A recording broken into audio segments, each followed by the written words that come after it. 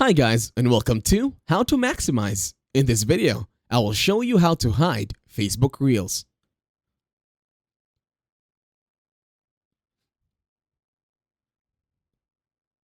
To start this tutorial, open and locate your Facebook application in your mobile device.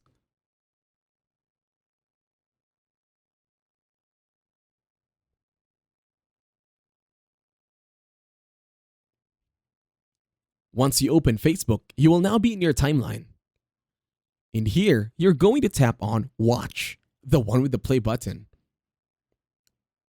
In here, let's start saving some Reels or hiding it. As you can see, we will now tap on the Reels option.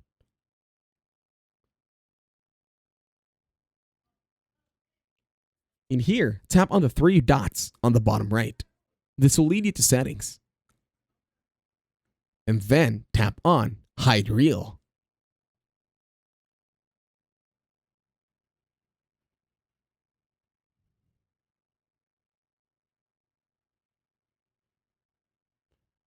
Now you can do this for every reel that you do not like seeing in your timeline.